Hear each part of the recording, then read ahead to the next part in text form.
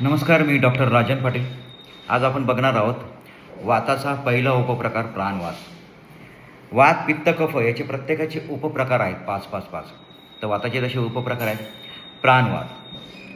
प्राणवात हा छाती, मेंदू, श्वसन ह्या रिलेटेड काम करत असतो. मुख्य जे मेन कारण आहे प्राणवाताचं ते आहे श्वासावर नियंत्रण. जितका मी मोठा आणि शांत श्वास घेतो तितका माझा मेंदू, माझ्या हृदयाची, माझ्या विचारांची, माझ्या स्मरणशक्तीची कार्य जे आहे ते समतोल राहतं.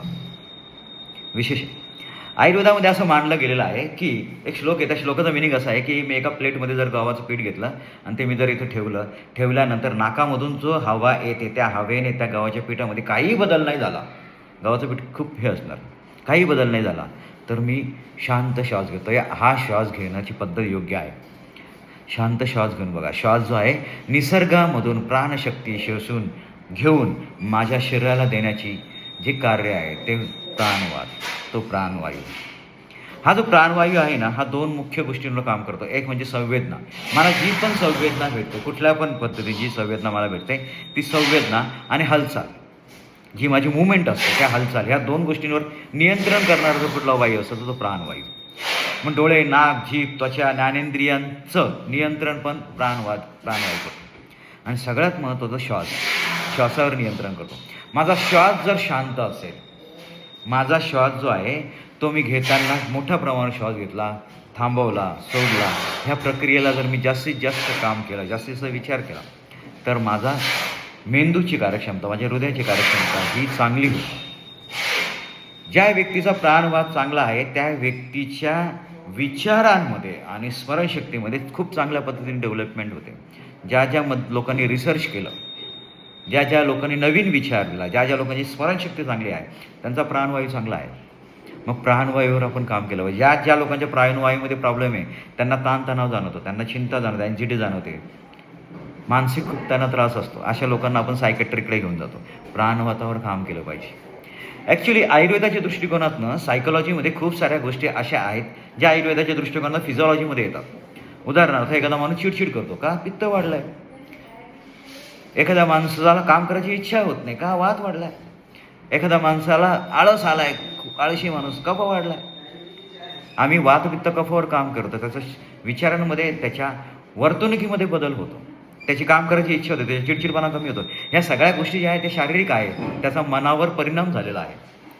पण ज्या माणसाला काम करायची इच्छा होत नाही, तो बसून राहिलेला आहे, अशा माणसाला जर सायकॅट्रिककडे घेऊन गेलं तर तो मेडिसिन देतो, त्याच्याने फक्त आपल्याला झोप लागते, दुसरं काय होत नाही.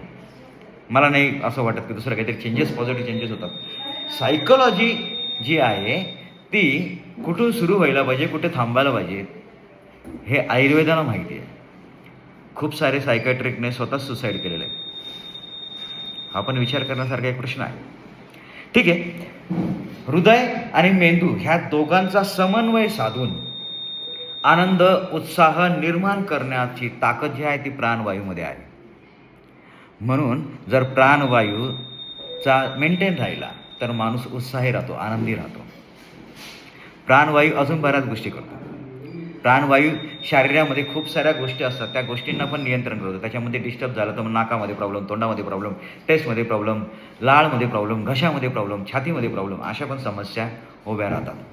आपण नाडी परीक्षेमध्ये शिकलो की ऊर्ध्वमूलम अधःशाखम, हे जे शरीर आहे हे शरीराचं मूळ जे आहे ते वरच्या बाजूला आहे, कंट्रोलर जो आहे तो वरच्या बाजूला आहे. ह्या कंट्रोल करणारा जो एक पार्ट आहे तो प्राणवायू आहे. हा प्राणवायू, प्रत्येक वायूमध्ये काही ऑर्गन काम करत असतात. मग त्या ऑर्गनपर्यंत आपल्याला जायचं असेल तर काय करावं लागतं? त्या नाडी परीक्षण करत असताना समोरच्या व्यक्तीच्या अंगठ्याच्या बाजूने मुख्य प्रकृतीला नाडी कुठे लागते त्यावरून आपण ऑर्गनवर जात असतो. आपण त्या नाडी परीक्षणमध्ये शिकलो.